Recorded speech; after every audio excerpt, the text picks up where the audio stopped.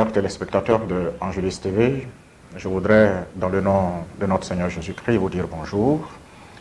Je voudrais, avant tout propos, dire merci à toute la direction de Angelus TV, à tous les agents qui me donnent la possibilité, dans un contexte assez particulier, de m'adresser à vous, de venir chez vous, de vous trouver là où vous êtes, pour vous adresser un message dans le contexte actuel de cette pandémie que nous vivons. Alors, je voudrais donc vous saluer et vous demander tout simplement d'être disposé à l'écoute de la voix du Seigneur qui nous interpelle dans ce moment particulier, dans cette situation particulière que nous vivons. Pour certains, et je dirais pour la majorité d'entre nous, c'est la première fois que nous vivons cette situation.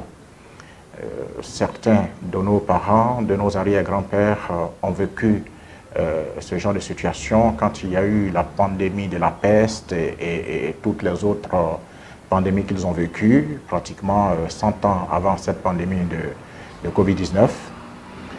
Et donc, pour nous, c'est quelque chose que nous voyons pour la première fois, une maladie qui frappe tous les continents, qui frappe tous les peuples, sans distinction de race sociale, de conditions politiques et autres, et de situations géographiques. Et dans cette situation, nous nous trouvons troublés, nous ne savons à qui crier, vu chaque jour le nombre effroyable de morts, le nombre effroyable de contaminations que nous avons dans le monde entier et qui ne fait que s'alourdir. Nous ne savons vers qui élever la voix pour appeler au secours. Les chrétiens que nous sommes, nous nous organisons comme nous pouvons pour dire à Dieu de ne pas nous abandonner et manifester encore une fois notre foi et notre confiance en ce Dieu qui ne nous a jamais abandonnés. Et dans ce contexte de combat spirituel que nous menons, il y a également des dispositions qui, au niveau social, au niveau humain, au niveau politique, je dirais, qui sont prises dans toutes les nations pour permettre à tous les chrétiens, ou je dirais à tous les peuples, de vivre au mieux ce moment de crise, ce moment de guerre sanitaire, comme certains le diraient, pour que nous puissions sortir vainqueurs de ce moment assez dramatique. Vous le savez, chers frères et sœurs, chers téléspectateurs de Angelus TV, vous connaissez désormais les dispositions qui sont prises. Dans certains pays, c'est le confinement général. Dans d'autres, c'est un confinement progressif avec l'interdiction de rassemblement de personnes, avec l'interdiction de sortir des rues, des dispositions assez drastiques qui confinent les uns chez eux à la maison et qui ne donnent plus la liberté de circulation, la liberté de mouvement comme nous avons été habitués. Au niveau de notre vie religieuse également, ces mesures nous touchent puisque depuis un certain moment, nous constatons la fermeture de nos églises, la suspension de certaines de nos activités pastorales. Et cela déboussole beaucoup de nos chrétiens. Cela déboussole beaucoup d'entre vous. Et c'est bien normal que vous soyez déboussolés, chrétiens que vous êtes, habitués aux célébrations eucharistiques, habitués aux pratiques religieuses, à toutes les dévotions, pour l'expression de votre foi et surtout pour le vécu dans l'intimité avec votre Dieu et notre Seigneur. Alors, que faut-il faire dans ce temps de crise où toute activité pastorale est suspendue, où je dirais toute vie dévotionnelle est également suspendue? Beaucoup de nos frères chrétiens qui sont habitués à l'Eucharistie aujourd'hui sentent ce manque. Mais je voudrais, chers frères et sœurs, chers téléspectateurs d'Angelus TV, vous rassurer que s'il est vrai que la célébration de la messe de l'Eucharistie est un manque aujourd'hui pour vous, il est encore plus vrai que dans notre croyance de chrétiens catholiques, l'Eucharistie ne peut pas nous manquer si nous allons dans les origines de cette célébration liturgique. Alors, quelles sont les origines de cette célébration liturgique qu'est l'Eucharistie? Vous savez, avant que Jésus-Christ n'institue l'Eucharistie, il y avait la célébration de la Cène, qui fut la commémoration pascale pour les Juifs de cet événement libérateur de la Pâque, c'est-à-dire du passage de l'esclavage au passage de la liberté à la terre promise.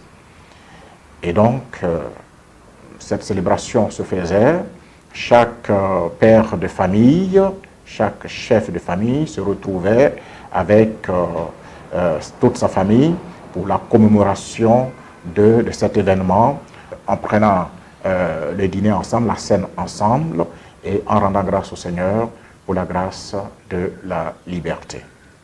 Quand les temps furent accomplis, notre Seigneur Jésus-Christ, venant dans le monde pour parfaire toutes choses et accomplir toute l'œuvre que Dieu a disposée dans ses mains, fait de cette célébration une action de grâce, un accomplissement qui s'ouvre au salut de tout l'homme, dans la réconciliation avec Dieu.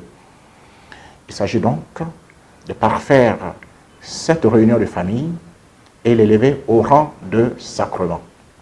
Alors, ce jour de la commémoration de la Pâque juive, Jésus prendra du pain, il le rompt, le donne à ses disciples et dit « Ceci est mon corps, prenez et mangez ». Par la suite, comme ils en avaient l'habitude dans la tradition juive, le chef de famille qu'il était prendra encore la coupe de vin, mais cette fois-ci, dans un acte particulier, Jésus dira « Prenez et buvez, ceci est mon sang ». Et il ajoutera « Faites ceci en mémoire de moi ». Nous avons là donc l'institution de l'Eucharistie, cette scène familiale qui deviendra quelque chose de particulier dans la vie de celui qui a choisi de suivre le Christ. C'est donc ce que les chrétiens feront tout au long de leur existence. Et c'est ce que nous célébrons chaque dimanche, qui aujourd'hui nous manque par ce que nous vivons, la pandémie que nous vivons. Mais je voudrais, frères et sœurs, nous rassurer que si nous savons rester dans la signification première de la célébration de la messe, de la célébration de l'Eucharistie, alors nous comprendrons que rien ne nous manque, puisque ici, dans l'Eucharistie, il s'agit de faire communion. Communion avec Dieu, communion avec nos frères, puisque c'est cela qu'exprime le sacrifice du Christ sur la croix. Son corps et son sang donné nous réconcilient avec Dieu et avec nos frères. Donc, exprime la communion qui désormais s'établit entre Dieu et l'homme et entre les hommes qui sont frères. Si nous savons donc vivre ce temps de pandémie dans nos différentes maisons, dans nos différentes familles, comme un moment propice pour nous retrouver, pour prier ensemble, pour partager ensemble la parole de Dieu, pour vivre ensemble la communion, nous sommes toujours, chers frères et sœurs, dans la dynamique de la célébration de l'Eucharistie, c'est-à-dire dans la dynamique de l'expression ou du sens premier de la célébration de la messe, je dirais, de l'Eucharistie qui est communion.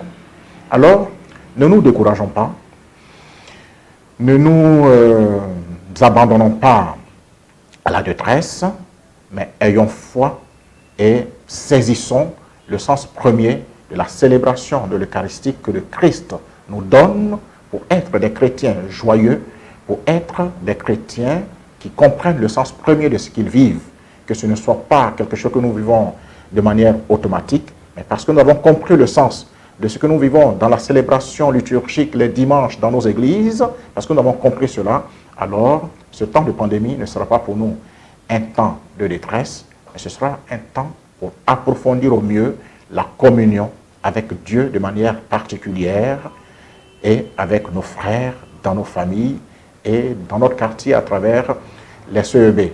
La messe, la célébration eucharistique liturgique dans les églises, c'est le lieu, comme je dirais, de ressourcement, de force pour mieux vivre la communion. Et donc, je voudrais prendre une image pour étayer ce que je suis en train de dire. J'ai eu à regarder un film où l'acteur principal de ce film était un policier à temps plein, mais qui, les dimanches, les samedis et dimanches, était pasteur d'une église. Et il se trouve qu'un jour, ce policier reçoit une promotion dans son service de police. Il passe donc d'un grade à un autre. Il trouve alors que cette promotion ne lui permettra pas de se donner à temps plein à la mission d'évangélisation qu'il mène dans son église en tant que pasteur.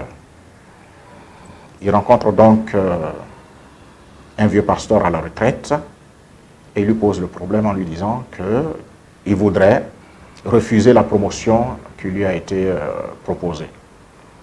Alors ce vieux pasteur lui dit, prend l'image des matchs de football et lui dit,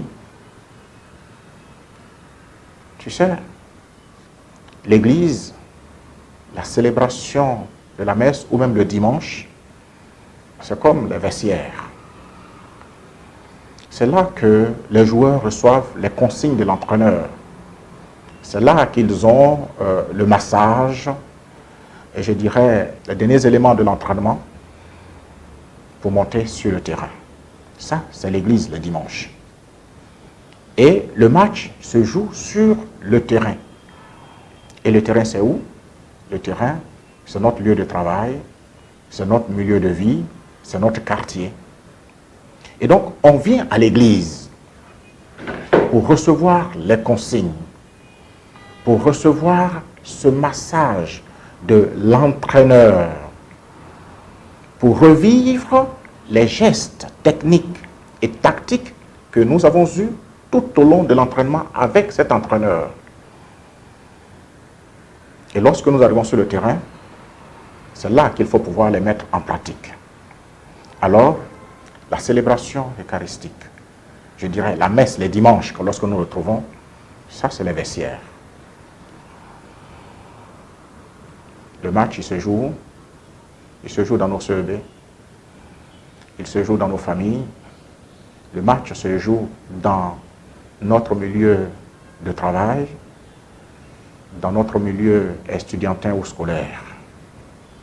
Et donc, chers frères et sœurs, quel est ce grand joueur qui, dans les vestiaires, fait des prouesses, qui, à l'entraînement, fait des prouesses, marque le nombre incalculable de buts et qui, le jour du match sur le terrain, n'arrive même pas à marquer un seul but, même en hors-jeu, en situation de hors-jeu. Quelle contradiction. Et je dirais donc, quel est donc ce chrétien qui ne rate aucune célébration eucharistique, qui ne rate aucune messe, qui chaque dimanche est présent, et même en semaine, qui est dévot, présent à la récitation du chapelet, au moment d'adoration eucharistique, et qui, lorsqu'il sort de ce moment, n'arrive pas à vivre la communion, et que lorsqu'il se trouve sur le terrain, n'arrive pas à vivre pleinement ce que son maître, Seigneur et entraîneur lui aurait indiqué lorsqu'il se trouvait dans la vestiaire. Alors, vous voyez, la messe, elle est importante, elle est même très importante pour chacun de nous. Mais lorsque nous finissons la messe, Jésus, par la voix du prêtre, nous dit « Allez dans la paix du Christ », c'est-à-dire « Allez et maintenant ce que je vous ai enseigné, ce que je vous ai dit, allez le mettre en pratique sur le terrain. Donc cette pandémie de Covid-19, chers frères et sœurs, nous donne encore une autre occasion pour ne pas perdre espoir, pour ne pas perdre les repères, nous donne encore cette grande occasion d'aller sur le terrain et d'exprimer sur le terrain notre savoir-faire que nous avons acquis de notre entraîneur principal, qui est notre Seigneur Jésus-Christ. Nous le disions, c'est vrai, chers frères et sœurs, la célébration eucharistique nous fera défaut, nous y sommes habitués, c'est là que nous puisions nos forces, c'est vrai, mais aujourd'hui, le Christ nous envoie sur le terrain. Vivons de notre communion dans nos familles, vivons de communion dans nos quartiers, témoignons du Christ dans tous nos milieux de vie et nous verrons que nous avons pleinement vécu l'Eucharistie en comprenant le sens premier de ce sacrement que le Christ nous a donné le jeudi saint. Ce temps dans lequel nous sommes nous prépare à la grande semaine sainte. Nous sommes déjà pratiquement à une semaine de la grande semaine sainte que nous allons vivre bientôt. Dimanche prochain, ce sera le dimanche de Rameaux, et puis par la suite, nous rentrerons dans la semaine sainte. Voici un moment important qui manquera dans la vie du chrétien. C'est la première fois que beaucoup d'entre nous vivront cette situation particulière. Chers frères et sœurs, Dieu s'exprime encore une fois autrement. Et quelqu'un disait, Dieu écrit droit sur des lignes courbes. Sachons tout simplement reconnaître, détecter le message qui se laisse entrevoir dans l'expression de ce que Dieu exprime à travers ce que nous vivons aujourd'hui. Il n'y a donc pas lieu de nous décourager, de perdre la foi en cet instant en disant que tout nous manque, l'Eucharistie nous manque, la prière nous manque, l'adoration eucharistique nous manque, la récitation du chapelet à la grotte nous manque, et donc nous avons tout perdu. Non, chers frères et sœurs, nous n'avons rien perdu. Nous avons vu la semaine dernière le pape François devant cette place vide, qui a prié, qui s'est mis à genoux, qui a adoré l'Eucharistie et qui a béni le monde entier. C'est l'expression de ce vide que Dieu prend pour nous enseigner et pour nous enrichir. Voilà donc, chers frères et sœurs, ce que je voudrais exprimer en ce temps difficile. Et je voudrais nous inviter à mettre en pratique toutes les dispositions qui nous ont été données par l'État, par nos gouvernants, comme par notre Église. Ces dispositions ne sont pas contre une institution, ne sont pas contre l'Église, ne sont pas non plus contre un groupe de chrétiens ou de religions. Ces dispositions sont également faites pour le salut de chacun des hommes que nous sommes. La pandémie, elle est réelle, elle décime des nations, elle décime des peuples, et lorsque les dispositions sont prises pour notre salut, il faut pouvoir, dans la discipline, respecter ces consignes. Le chrétien, c'est celui-là qui est discipliné. Le chrétien, c'est celui-là qui met en pratique des dispositions qui sont faites pour son bien et pour le bien de l'humanité tout entière. Et donc c'est cela qu'il faut d'abord voir et pouvoir promouvoir également le bien de l'humanité tout entière. À tous nos frères infectés et affectés également par cette pandémie, c'est-à-dire à toutes les personnes qui aujourd'hui se retrouvent dans les hôpitaux et à tous ceux qui auraient perdu un être cher dans cette situation. Nous savons combien de milliers de personnes aujourd'hui sont affectées par cette situation parce que, ayant perdu un être proche, et qui ne pourront pas leur donner également la sépulture et les funérailles qu'il faut, dignes de ce nom, nous voudrions ici exprimer toute notre compassion et notre proximité dans la prière. Que les uns et les autres sachent que Dieu n'abandonne pas ses enfants, même dans ce genre de situation. Quelqu'un posait une question un jour, lorsque cette personne avait perdu un être cher et que les uns et les autres frères chrétiens tentaient de lui donner une certaine consolation, cette personne s'est mise à dire « Où était Dieu lorsque mon fils mourait ?» Alors, un de ses frères a répondu « Dieu était à la même place où il était lorsque son fils également mourait sur la croix. » Pour dire que Dieu n'a jamais changé de place dans nos situations de joie comme dans nos situations difficiles. Le mystère de la mort et de la souffrance nous indique également un message particulier que Dieu voudrait nous transmettre. N'ayons pas peur, comme nous dit Saint Paul, de celui qui peut tuer le corps et qui ne peut pas nous enlever l'âme. Qui pourra nous séparer de l'amour de Dieu? La maladie, la détresse, la mort, rien ne pourra nous séparer de l'amour de Dieu. Dieu nous aime, même dans la souffrance, même dans la mort. Dieu nous aime au-delà de la souffrance, au-delà de la mort. Alors, soyez forts, chers frères et sœurs, dans la foi. Vous qui êtes dans les lits des hôpitaux, comme vous également qui aujourd'hui pleurez un de vos frères ou une de vos sœurs, un de vos parents qui malheureusement est tombé sur le champ de bataille de cette guerre sanitaire. Alors, que Dieu vous fortifie, qu'il vous accorde sa grâce et sa bénédiction et qu'il vous accorde son esprit qui vous soutienne dans ce moment aussi difficile que vous traversez.